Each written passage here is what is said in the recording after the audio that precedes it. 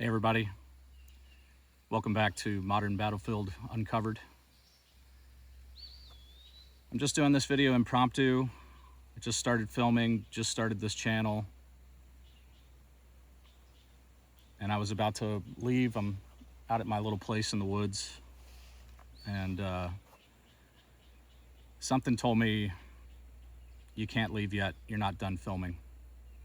You've waited long enough. I've waited over a year to make this video. Came up with lots of excuses on why not to do it. But ultimately, I know that if I help one person avoid what happened to me, then it's all worth it. I lost $444,000 in a crypto scam. It was over before I even knew it had started. And I've learned in this last year how common these scams are. And there's not a lot of content out there for people who this has happened to. There's not a lot of resources or a lot of help once you are a victim. So I'm going to tell you briefly about my story and some of the things that I did. And I am going to do a more intensive video in the future, but I just wanted to get this message out as quickly as possible. I met a woman online. We started an online relationship. It almost seemed too good to be true. And now when I look back on it, it's because it probably was. She was perfect in every way. And strangely enough, she almost seemed to know something about me before, even though we had just met. She seemed to like all of the same things that I liked. We had so much in common. It was just perfect. I had just ended a relationship with a girl that I was in love with, and I was really heartbroken over it. And this was like a blessing from God that this woman came in like the perfect person. It snapped me out of my sadness and grief in the loss of this relationship. I'd started a new one. With time, as I got more comfortable with this individual, they started to mention cryptocurrency. Well, I had a lot of crypto at the time, or at least a lot for me, and I was pretty proud of it. And I'd been in crypto since 2020. I felt like I had a pretty good handle on how everything worked. Was aware of a lot of scams. And this woman offered me this opportunity to make money with my crypto. I was very skeptical at first. I'm naturally a very skeptical person. So I started off with a small amount, like $500. And this exchange, if you will, that was through an on-chain wallet, just happened to be Trust Wallet for me, which is ironic now when I look back on it that it was Trust Wallet. You would put USDC onto your wallet. You can hit the connect button on their website to connect your wallet. And when you hit connect, it allowed them access to the funds, and you rent the funds, and they pay you 2% of the balance of your funds per day. Now this is incredible to me, right? Too good to be true. But it's $500, no big deal. If I lose on that, that's okay. Well, it paid out, and the money was showing up in my wallet, not on the exchange, in my wallet.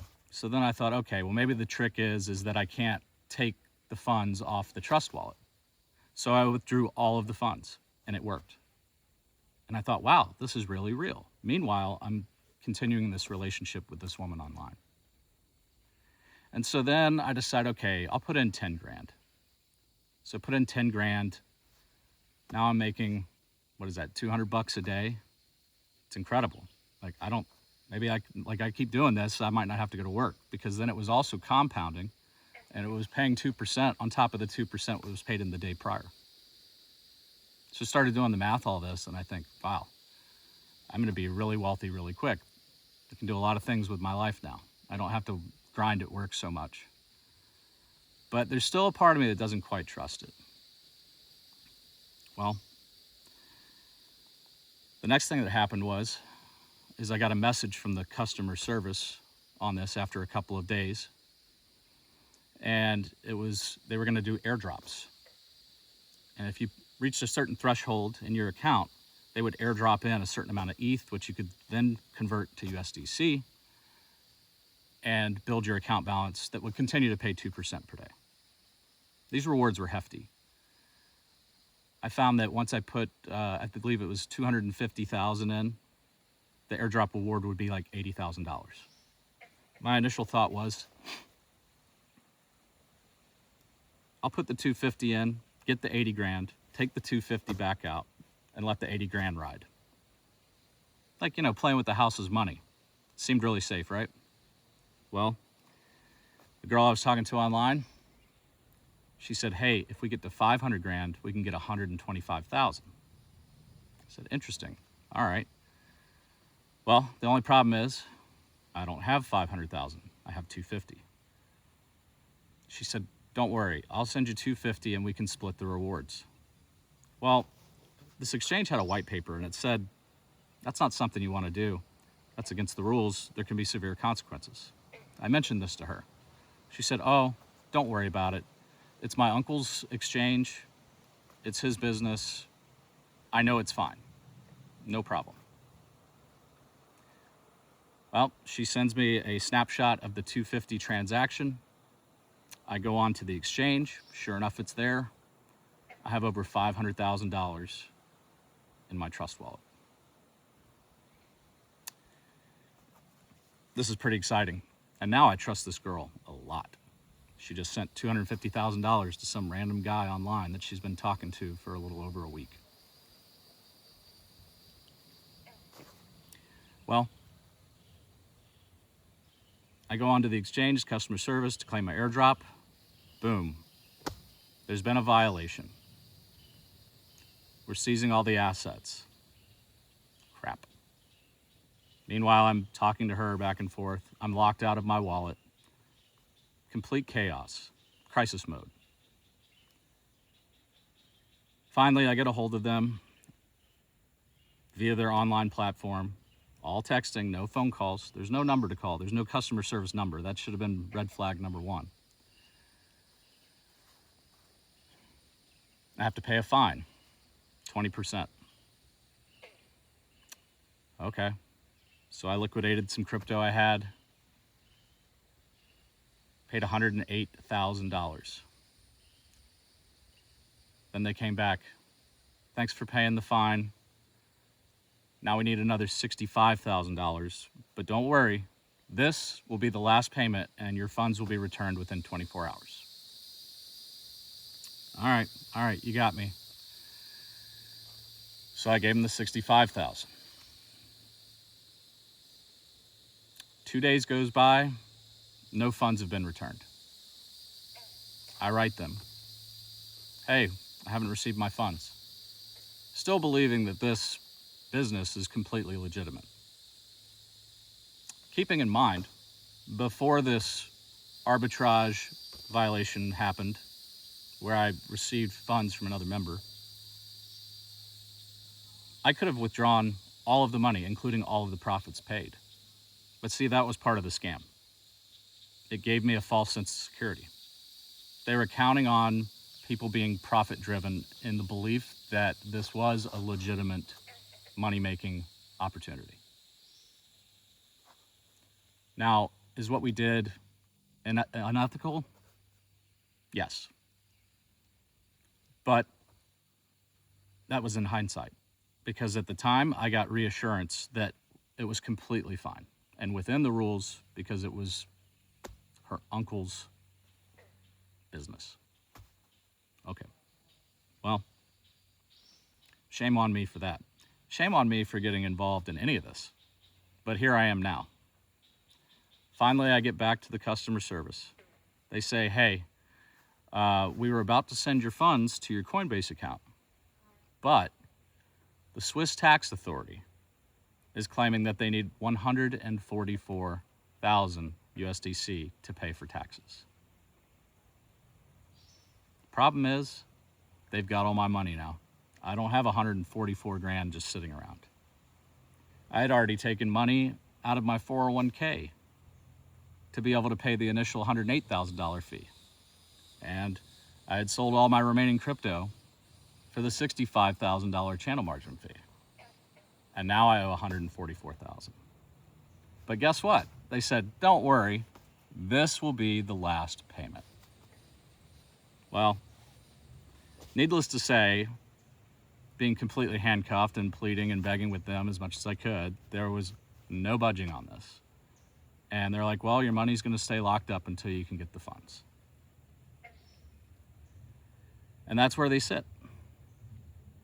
Later, after, a lot of grief, a lot of pain, trying to figure out how the hell this all happened to me, I tried to do something about it. There's a FBI form that you can fill out online, IC3, and I empowered myself to fill that out and explain everything that happened, thinking the FBI is going to come to my rescue. Well, all they do is collect the data. These things happen so often that they don't pursue them. So then I did something else. It took me a few months, but I found that after doing some research that there's pretty much no legitimate recovery at all. If somebody says they can help you get your crypto back, they're most likely a scam too. So please don't use those services. If you can find a law firm that's willing to represent you, it's possible. But my experience is no law firm would represent me because they said, well, who are you going to sue? And I said, well, it's this website. And they're like, so who is it? I don't know. Something I learned for sure. If you don't know who has your money, they're probably not legitimate if they don't give you all the full disclosure of everything. So here's the other thing. I decided to take matters into my own hands. Once I realized that everybody that was claiming to recover my crypto was trying to steal from me, I decided, you know what? I'm going to become a crypto forensic investigator myself. And I got a crypto forensic investigation certification from a legitimate online company. One of the things I learned from that, though, is that you can find out a lot of information via the blockchain.